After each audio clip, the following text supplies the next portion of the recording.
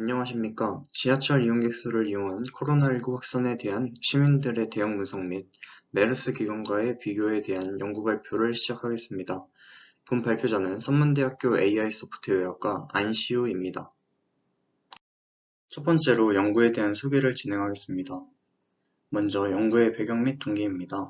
코로나19로 인해 WHO에서는 역대 세 번째 팬데믹을 선언하였습니다. 이에 대한민국에서는 사회적 거리두기 등 여러 조치를 취하고 있으며 해외 언론에서는 대한민국의 대응을 긍정적인 평가로 내리고 있습니다. 반면 메르스 때의 대한민국은 세계에서 두 번째로 감염자의 수가 많았으며 국내외로 질병관리 체계의 부실 문제가 제기되었습니다. 따라서 본 연구에서는 코로나19와 메르스의 대응에 어떠한 차이점이 있는지 알아보고자 시작하게 되었습니다. 이를 토대로 선행연구를 조사한 여러 논문 중 두 가지를 소개하겠습니다.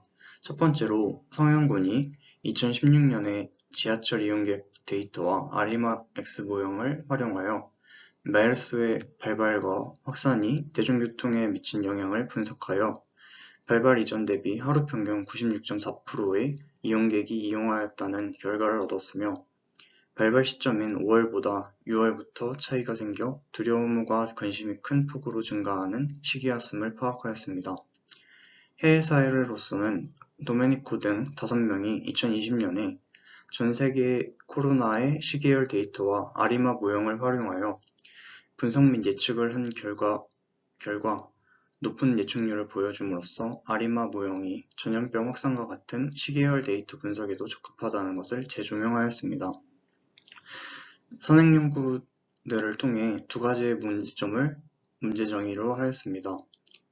먼저 코로나19의 증감과 실제 시민들의 반응을 연관시켜 알기 어려운 실정이며 대한민국의 코로나19 분석을 위해 다른 전염병에 대응한 사례를 분석하는 연구가 이루어지지 않아 자료가 부족한 실정입니다. 문제 정의를 통해 본 연구에서는 다음과 같은 연구 목표를 설정하였습니다. 연구 목표는 대한민국에서의 메르스와 코로나 유행 기간에 시민들의 반응에 투영된 데이터를 기반으로 각 감염병별 시민들의 반응을 이용하여 상이한 정부의 대응책을 간접적으로 비교 및 분석하는 것입니다. 다음은 실험 결과입니다. 실험 결과를 도출하기 위해 먼저 세 가지 데이터를 수집하였습니다. 첫 번째로 메르스 확진자에 대한 데이터를 WHO로부터 한국 감염병 발생 기간인 2015년 5월부터 동년 7월까지 얻을 수 있었고, 코로나19 확진자 데이터는 존스홉킨스 대학교에서 기터브를 통해 제공하는 데이터를 초기 발발 시점인 2020년 1월부터 연구 진행 시기인 4월까지 이용하였으며, 시민들의 반응이 투영시킨 데이터 중 서울시에서 제공하는 지하철 이용객 수 데이터를 2015년 1월부터 2020년 3월까지 수집하여 가공하였습니다. 이후 실험을 진행하기 위해 모델은 파이썬 라이브러리 스테이츠 모델스의 S-아리마 모델을 이용하여 ACF와 PACF 그래프를 기반으로 파라미터를 지정하여 이용하였습니다.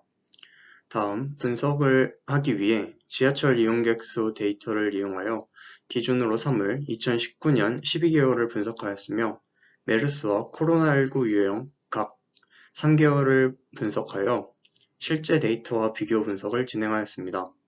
이것들을 평가하기 위해 예측 정확도를 측정하는 메이플을 사용하였습니다.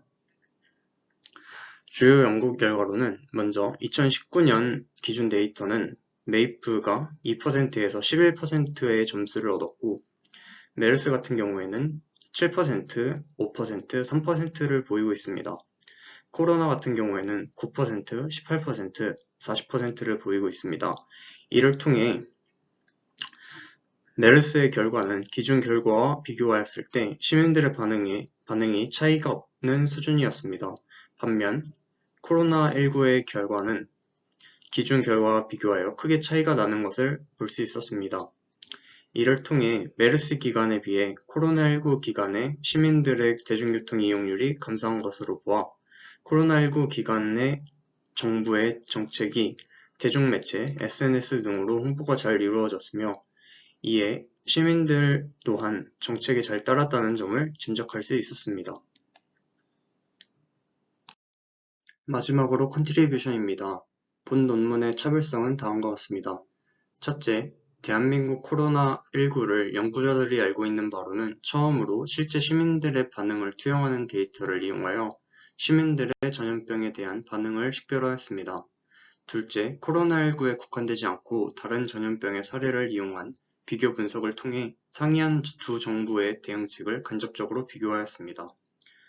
한계점으로는 시민들의 반응이 투영된 데이터 중 지하철 이용객 수 데이터만을 이용했다는 점과 두 가지 감염병의 감염자 수가 크게 차이 난다는 점이 있었습니다.